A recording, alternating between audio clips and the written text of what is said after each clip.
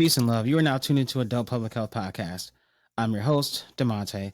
And as always, this is a safe space where we leave with grace and we're always open to learning. And today, I have another dope guest with me. I know this brother personally. I can honestly say one of the first entrepreneurs I've ever met at such a young age. I'm joined by none other than Larry McKenzie, creator of Premier Real Estate Group. Man, brother, how are you doing, man? Good, good, good. Just living day by day and trying to live that Yeah. dream. Man, I'm trying to tell you. So, like, full disclosure, I love to give people like background of how I like came into to meet my guests. And like you and I go way back to like teenagers. We shared a mutual friend. Shout out to Nate, whatever you at, whatever you doing, peace and love. He was always cool, he had good friends and he will share his good friends. So like that's how I came to know you. And then like we all bonded through like music and stuff like that. And we was like young, like 19-ish, Yeah. 20-ish, and you're like, yo, I'm gonna start selling houses. I'm like, what? What do you mean you about to start? He's like, yeah, this is what I'm doing. This is what I want to do. And you were one of those that were more about action than talking. So like, first of all, what made you want to know like, oh, I'm getting into real estate and this is the avenue, this is how I want to go. Like, how did that originally start for you? To be honest, I grew up watching my father in the real estate industry, and it Okay. always intrigued me growing up. And I just went to my father and said, "Hey, I think this is something I want to do." And he said, "Yeah, I could see you doing it," and kind of gave me the Wow. tools and put me in the direction that I should go in, and Mhm. never looked back after that. Wow. So like, I mean, that's pretty dope. And I was, fortunate enough to like meet your pops. Also, is like just super cool. But so I knew a little bit that he was doing that, but I didn't know that that was like. So you were never forced into it. You're just like, yo, I see what you're doing. I like what you're doing. I want to learn. That's fire. Most definitely, yeah. Like I said, from a young age, early on, he'd bring me on projects and stuff like that, and have me do different things. I'd be part of the cleanup crew, just a multitude of things. Let me try different things. And one thing that I knew is, I'd rather work with my mind than work with my muscle. I So I heard said, that. how can I get into this without Yeah. breaking my back and use Yeah. myself mentally and everything, and use my intelligence? And I went ahead and ventured out into the real estate world. So like break it down for people that like people see it, and especially like you're really about this life before people started becoming influencers about this life. So like what does that really entail doing what you do on a day to day? I mean, I know you kind of own and operate your entire function, but like just what does that look like on a day to day for somebody who sits in your seat? Um, Basically, it's like this. I wake up every day and I'm able to do as I'd like and please by being in the real estate industry. Like I said, I started out at a very, very young age, getting my mortgage license, and I worked for a local company by the name of Homestead Realty. And I Okay. woke up one day and I just said, "Man, I'm working for someone else. They're taking a chunk of the money. I have Yeah. enough knowledge. I bring my own clients in." So what I decided to do was go out and not only get the real estate license, but get my broker's license. So I was able to venture off and do this on my own, and Mm-hmm. just not have to pay a chunk of the commission out to somebody else. Because like I said before, I was bringing my own clients and stuff like that, and they didn't do much for me. So I figured, what am I doing here, paying another person when I can do this for myself? And like I said, it Yeah. started with me going out, getting the broker's license, and obtaining the knowledge and working with someone else first. And then once I felt comfortable, I went on and ventured off on my own. Wow. So and then like some people are like, yo, but the tests are super hard. And how do you do that? Like, if you can maybe walk us through like that process, like, is that like, how long is that something you study for? Is there like study material? Like, if somebody's like, yo, I kind of want to get into this, but I don't know where to start. There's a couple of different ways you can do it. You can approach an established real estate company. They'll have in-house classes take you through that way. If you do it Mhm. that way, you most likely have to sign on to work with them for so much time, do a commission split with them. Otherwise, you can Ah, take the route that I did, and I know it has changed over the years. as far as breaking off by yourself, well, when I initially started back in 04, 05, Mm-hmm. as a young man in my 20s, you were able to take the real estate license once you passed the regular sales exam, which I did mine through the WRA.org, the Wisconsin Realtors Association. Okay. It's about 90 hours of book time that you have to take. I did the online course where I was Mm-hmm. able to sit at home, learn at my own pace. It took me about a good 3 weeks to study for it. And then after that, I went and took the test and became licensed. And then that's when I was Gotcha. able to go out and work with someone. So, um, like I said, in that day, you were able to take your broker license right away. So within 3 months of me passing my sales license, I knew that I always wanted to go out and work for myself eventually. So I Yeah. did them almost simultaneously. So that is Wow. another 72-hour course that you have to take. And you could do it online, you could do a book, or you could do it in the classroom. The sales license I did online on my own. Like I said, it took me about 3 weeks. It's about a 4-hour test. I Mm-hmm. walked in. I'll never forget the day I walked in and took the test. Okay. Um, there was a guy sitting there, and he had been there for quite some time. And I remember I was clicking through the test. I was jamming through it pretty quickly and everything. And the people at the testing place came to me and said, "Hey, we think we're gonna move you. You're clicking and moving too quick. It's disturbing the guy, and he only has 30 minutes." And I'm like, "No need for that." Couple clicks, and the guy was like, "You sure you're done? It's only been 20 minutes." I'm like, "Man, I'm one of Yeah. those people, either you know it or you don't know it." He said, "Well, you Yeah. sure? Because you're gonna have to take this again if you fail." I said, "Man, go ahead and pass that passing grade. I'll be back." And he came back to me, he said, "Man, it took you less than 20 minutes." He's like, "We don't even tell people Wow. this, but you got a 100% on your test." I just kinda Wow. chuckled and smiled, and I'm one of those people, I have a very good photographic memory, and, I mean, one of those people, either you know it or you don't know it, so I was very Mm-hmm. confident when I walked in there, but it is a long, grueling test. It's about a 4-hour test, probably for both of the testing, materials that you have to take, so. Wow, that is drive. That is drive. So then then with that, so then you knew right away, it's like boom, I'm gonna start my own. And then what was that process like? You said you had some clients, but then how do you're going on 20 years here. You're knocking on the door 20 years working for yourself, being your own boss since young 20s. So like how did you build that confidence? Like, no, no, no, I'm good. And I'm gonna keep building this and building this. Again, like I said, when I first came in the game, I initially worked for a local company by the name of Homestead Realty. And when I first came into the market was at an all-time high. I could I sell a house remember to a wet that. paper bag, you could sell the house to anyone. So I came in kind of at an unusual time that was very, very, very easy to sell real estate and stuff like that. Hmm. And what I did was that is I learned a lot of different avenues of real estate to make myself valuable. Okay. I learned the buying and selling, the regular side of taking a buyer around. I also learned to list properties.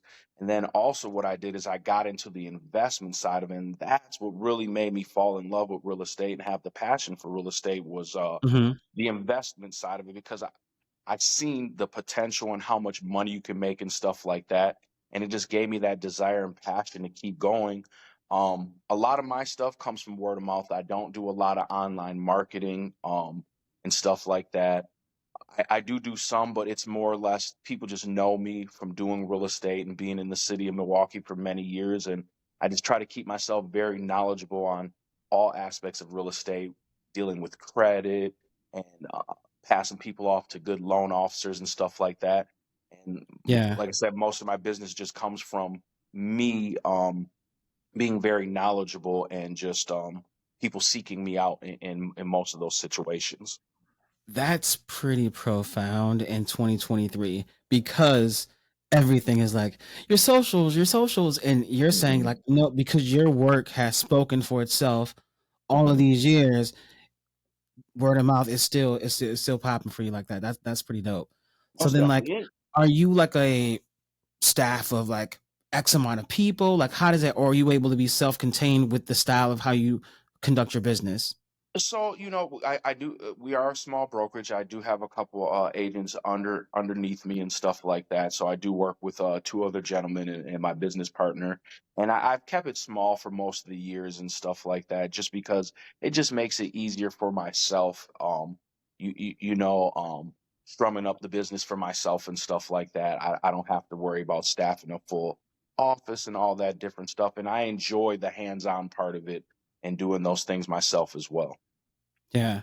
And then like with that being said, like how do you like navigate through just like, hey, this is how we're operating in this time, and like you just kind of seem to set yourself apart from like dealing with like there's some other big fish, but you're still able to do your thing. Do you feel that that's an issue, or how have you been able to navigate through that? Not at all. Like I said, it's the knowledge that I bring to the table. Like there may be Ah, bigger brokerages, or if you want to say a better brokerage or something like that. But I'm very hands on, and I allow my clients to have access to me at all times and stuff like that. It's not a thing where I'm just like, hey, I'm Larry the realtor, sign you up, and then I push you off to John or Joe. I mhm. hold the hand all the way from the beginning to the end of the process, whether it's ordering the title work, stuff like that. I'm part of the process, hands on from start to finish, and I think that's why a lot of people like to work with me is because they Okay. know that I have the knowledge and they know that I'm willing to assist them, and they're just not a number in the system. That's pretty helpful. It's just that nothing like that just rapport building Mhm. there that you have. So then with that being said, like are there any like misconceptions about real estate? I mean, um like for me, it makes sense. Like you've always been a character guy, how you move and operate. But like, are there any misconceptions about the real estate business that maybe someone who's interested in exploring that you can like clear up for them? Yeah. I mean, it's a lot harder work than you actually think. I mean, there's days when you're like, man, this is nothing going on. You just have to keep yourself motivated, keep yourself out there, keep yourself very knowledgeable. One of the most important things that I would tell people is never be afraid to learn. Always keep learning when it comes to real estate. The stuff is always changing on the fly. Um, Technology is constantly changing and stuff like that. If you keep Hmm. yourself knowledgeable, people always seek you out. Yeah. Now, I mean, so you definitely possess this inner self that's like, yo, let's go. There's that Mhm, internal motivation. mhm, How do you then, because you said you have you're not one of one, you have a team now. mhm. How do you coach that? How do you like you're saying, boom, I took the test. This one I got 100%. Like you are a very driven person. So like how do you then coach that and have that make sure that energy is throughout your organization? So me, when someone approaches me and wants to work with me, one of the things that I look for is people who are like-minded, that are self-motivated, self-starters, and stuff like that. Um, just coaching them. I encourage everyone that works with me to, like I said, keep yourself knowledgeable, keep the certifications in front of you and everything like that. That makes it the easiest when you have the knowledge. It just makes it so easy. So, a lot of my staff members, they attend a lot of the local real estate events, and I hook them up with other investors and like-minded people to train under and just learn. So if it's something that I don't know, and I'm like, hey, John Real Estate up the street knows that much better, I'll get that interaction together so that they can go and learn the information and bring it back, and we can all learn it together. That's one thing I'm not Wow. afraid to tell anyone that works with me is, hey, I don't know the answer, but I'll help you figure out the answer and put you in the right direction. Yeah. And then, like we live in Milwaukee, and a lot of times people are like, well, people don't want to work together in Milwaukee, or I can't get my business off the ground in Milwaukee, all those different things. You've been able to do so. You continue to do so. So what can you say to those folks that are maybe like, yo, I want to start this. I'm thinking about starting this, but I don't know, man, because Milwaukee's gonna Milwaukee. Where I'm like, well, you've been successful again, knocking on the door 20 years. So what would you say to those folks? Like, I want to. I'm thinking about it. Stop wanting to and just start. Nothing's going to happen until you start and move forward in the process. You have to put yourself out there. Sometimes it is tough. and it can be scary, but just put yourself out there. Put yourself out Mhm. there and take it one step at a time. The problem that I see with a lot of people in our city is, like you said, they want to do it, but they never start. And Mm. whatever you want to start, find someone who's willing to help you and coach you through that, and help you obtain the knowledge, and just go from there. Yeah. Wow. And like, so then we, like I said, we originally met through music and all of that. Actually, no, I'm gonna pause on that one. I'm gonna come back to the music one. So then I think where I want to kind of steer us now is just like the day in the life. Like, is this like a sometimes like a 10-hour days and things like that? Like, what does that look like as far as like, because like you said, I got to be a self starter, I got to be self motivated. But like, if somebody's thinking about it, like, okay, how many hour days am I putting in if I'm trying to really go about this real estate thing the right way? Most definitely. For me, I probably spend a couple hours a day contacting people, clients, and stuff like that. Um, the side of real estate that I'm in now, more of the investing side than, like I said, the day-to-day operations. Like I have my partner who manages our day-to-day operations for the broker. But for me, a typical day starts, get up, take the kids to school, come back. I'll go through my client list, reach out to people.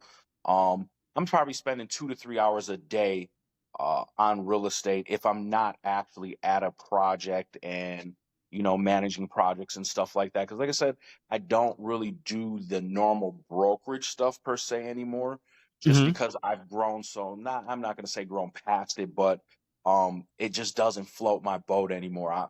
I've Hmm. directed myself in a whole different direction. So I'd say, my typical week, I probably work 10 to 15 hours a week on an average week, unless I'm running clients around and stuff like that. Then those days, you don't have much stuff usually to do during the day, because Hmm. a lot of your clients, they have regular 9 to 5. So Gotcha. becoming a realtor is very intense. If you're doing that, the buyer seller side of it, you'll be working a lot of long evenings and a lot of weekends. That's Gotcha. what I did in my younger years. Was Saturdays, Sundays were full, phone calls all the time. I mean, I was on, Wow. let's say, 2016. Me and my wife went to Mexico, and Hmm. I was still heavily taking buyers around. I want to say I worked just about the entire vacation while we were out of town. Wow. So it Wow. just depends on the aspect and what angle real estate you're working in, is how much Sure. time you have to put in. And when you say the investment side, let's just dive a little bit more into that. So that's like, boom, I want to buy this property. It could be a building, it could be a home. It's like, what does that portfolio look like for you? So for me, what our strategies here is, we buy and hold. So we have rental properties that we rent out to local tenants in the area, and we also do the buy, fix, and flip side of it. So I'll go out, I'll Right. find a project, evaluate it, and then sit down either with a local group of investors, see if they want to invest in it, or I'll tackle it down myself. And that process there is a little bit more intense, a lot more risky, but it's the part that I love the most. I like taking some old dilapidated property and just getting a group of guys together to fix it up and turn it into a gem and turn around and selling it. That side of it, like I said, Wow. is a lot more risky, but it's where my heart is. I love driving by a property saying, "Hey, I took that property from being some old dilapidated piece of trash and turned it into a nice shiny diamond and everything." It makes me proud at the end of the day when I'm able to do something like that. Wow. Wow. That's what's up. So then with that, and like you said, sometimes the days can be long, sometimes they're shorter. Mhm. And I always like to ask people, especially, for folks that are listening, well, what does that self-care look like? Like, how does Larry make sure he takes care of himself, that he can still, wake up that very next day, and be like, bam, I'm like, you're self-motivated. So how do you balance that? Oh, most definitely. My thing is, how I balance it in self care for myself is one of the biggest reasons I'm in this industry is it gives me the time that I'm able to uh, be able to share with my kids. That's the most important Wow. thing for me, is being able to be at recitals, basketball tournaments. We're a heavy basketball family. I'm sure you know that, Demonte. Yes, yes. And that is the thing that keeps me going every day, is just knowing that I have the time to spend with my family and everything. Yeah, well, and talk about that a little bit. I mean, coming from, you know, as kids, we would spend hours and hours and hours on the court, and now, you know, you're watching your babies do all of this hooping. Like, what does that feel like to you? It's a lot of work. It's a lot of hours in the gym. I probably spend more time in basketball gyms than I ever have in my entire life. But lots of traveling too. I'm on the road with my daughter and a lot of her teammates and friends and stuff like that. But it's the greatest feeling ever to see your kid out there working for their goal and working hard and staying in the gym 24/7. Um, I don't think I practiced or played this much in my entire life as my Wow, daughter that's pretty does. cool. It's just so different. You know, we grew up bouncing the basketball, going to Hawthorne Park and Clovernook Park and all these Yeah, different parks and everything.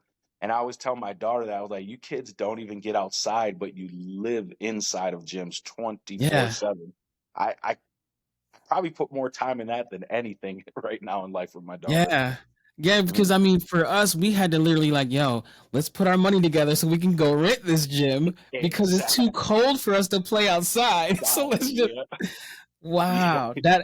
That is pretty dope, man. That's pretty cool, man. So that then like in addition to that, like how do you just like you said, you surround yourself with great like-minded business people and then like how do you think about like sustainability and those things? Like, you know, some people look at this and their eyes get big because they see, oh, I can do this if I do that. But like, how do you set yourself up to be just sustainable? Like you talked about continuing to educate yourself. What are some of the other things that, you know, might help you? Education is key, but for me and my model, I'm continually adding things to my portfolio that bring in cash flow and stuff like that. That's one of the most important things in real estate. If you're on the investment side, flipping property and stuff like that's great when you get a big check, but sometimes they can be few and far between depending on how long it takes to do the project. But just adding to the portfolio, the rental portfolio to help with the cash flow and stuff like that. That's one of my biggest models is what they call mailbox money, making sure the money's coming in while you're sleeping. Because if I have to get up every day to make sure I get a check, that can stop any day from an injury or just anything. So Gotcha. one of the most important things in my model is adding rentals and adding rentals and adding rentals and just keeping the cash flow coming in. Man, that's what's up. So then, like before we get out of here, I always ask my guests, like, you know, what's one of those dope songs, one of those songs that just get you motivated, get you moving, and like you know, like at the end of the day, no matter how new or old this song is, I can go to my playlist, play that, and it's gonna get me where I need to be. What's one of those songs for you? Ooh. You know, I'm a Jay fan always. Yep, yep, yep. I could probably put on any Jay-Z song and get motivated from it, man. Anything Jay-Z will get me going, man. No particular song. You throw on some Jay-Z and I'm a happy man. I'll be motivated and ready to go. Man, that's what's up, dude. And I just want to thank you, brother, for joining me. I mean, you, like I said, you were a blueprint of what it looks like to be an entrepreneur, and your focus is something that's always been like really, really critical and really, really powerful. But then like, so, you know, like some of the listeners know that like I come from a background of music and hip hop, and like they don't know, like we had this music group of our own, and like talk about like that, like think about it. We were young kids just trying to build something with music, and I feel like what was that time like for you? Like, yo, we're gonna do this music thing and build that. Like, what was that like for you from your vantage point?